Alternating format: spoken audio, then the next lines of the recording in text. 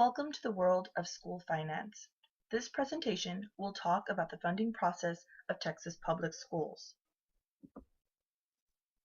Funding for Texas public schools comes from three main sources: local school district property taxes, state funds, and federal funds. The majority of funding comes from local property taxes, which are collected by school districts, and of course, state funding. When we're looking at state funding for these school districts, there is an established program set in place called the Foundation School Program.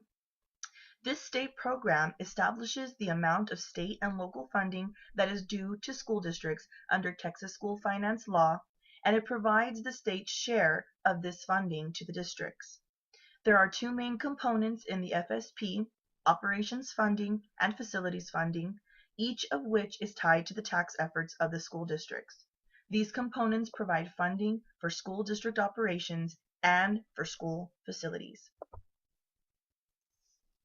On the operations funding spectrum, we begin with Tier 1. Tier 1 of the Foundation School Program provides school districts a basic level of funding with allotments for regular education, special education, compensatory education, including pregnancy-related services, career and technical education, also known as CTE, bilingual and ESL, English as a Second Language education, gifted and talented education, and public education grants. This tier also includes allotments for transportation and new instructional facilities, as well as an allotment for specialized programs at the high school level. So what is the basic allotment? When we're looking at the basic allotment, this is the basis of funding for most of the allotments making up a district's Tier 1 entitlement. The amount of the basic allotment varies depending on the school district's CTR. A district's basic allotment amount is $4,765 multiplied by the quotient. That results from dividing the district's CTR, or the compensatory tax rate, by the state maximum compressed tax rate, which is $1. Consequently, a district with a CTR of $1 has a basic allotment amount of $4,765. The basic allotment amount of the number of students in an average daily attendance are used to calculate a district's Tier 1 entitlement. According to the average daily attendance, the formula is you take the number of students in attendance per school year and you divide that by the total number of instructional days. So what does this all mean? What can you do? Student attendance, of course, is a crucial matter. We must remember to be proactive in student engagement. We want to make sure that our students are cared for while they are there, and not only are they cared for, but they're physically and emotionally engaged in the school environment, which means that we need to be reactive to student attendance issues, and not only by grade level, but by campuses in the district. We need to make sure that student attendance is at the forefront of our matters, which means that at the very end of all of this, we need to also be interactive in students' lives. While there are many underlying factors as to why students do not attend school on a regular basis, we must make sure that we are interactive enough in their lives that they understand the importance of why they need to be there. I will now be discussing the local fund assignment. In other words, where does it all come from? When we're looking at the local fund assignment, there is a formulaic component to this matter. First of all, we must take the TR, which is the tax rate, which should equal the lesser of $1, or the compressed tax rate, which is the funding prorated if the compressed tax rate is less than $1, and we must multiply that by the district's property value. Now, all districts, of course, have different property values, but this in turn should give the LFA, which stands for the local fund assignment. The local fund assignment, of course, is the district contribution to Tier 1 and is mandatory by all districts to be given. This is an example from TEA of a graph showing the designated allotments for Tier 1 monies. As we can see, there are, for instance, some allotment areas that do not receive more than even 1% of funding. For example, the Gifted and Talented program. These are certain different types of basic level funding that doesn't even reach a certain percentage amount, which is in turn really sad. Moving on to Tier 2 funding.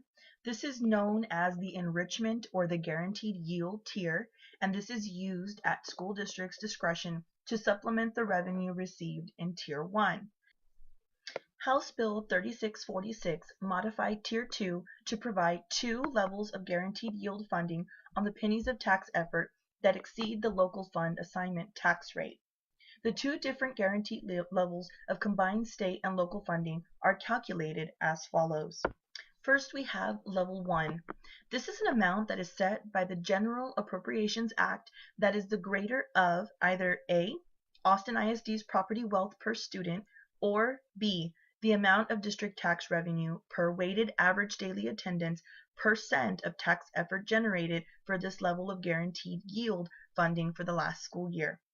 For the 2012-2013 school year, the L1 amount is $59.97 per weighted average daily attendance. A district may generate this Level 1 funding for only 6 pennies of tax effort above its CTR.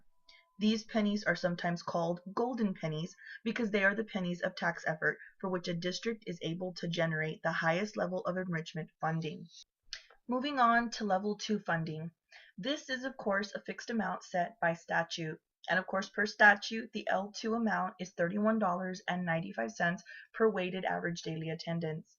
A district may in fact generate Level 2 funding for any pennies of tax effort above its CTR plus 6 pennies.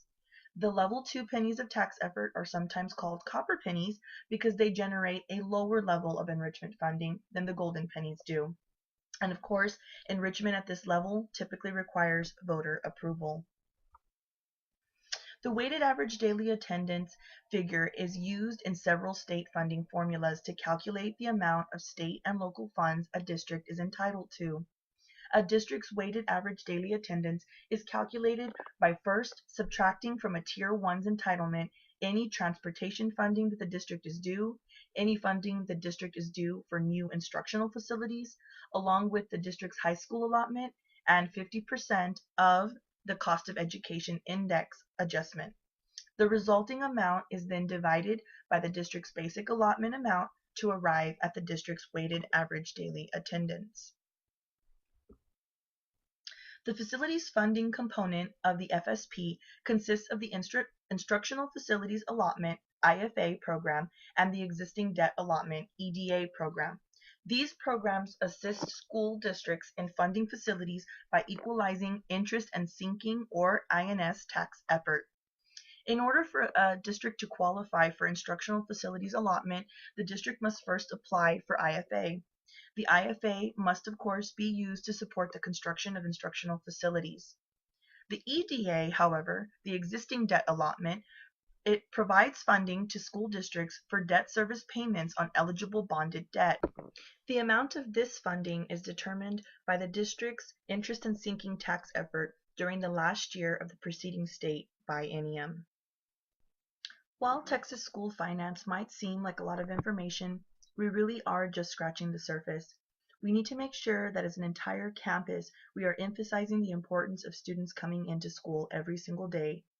As a campus, we understand that we are not always going to be at 100% attendance rate on a daily basis, but we do need to make sure that we give 100% effort to ensure that every stakeholder invested in our student success will help get this point across.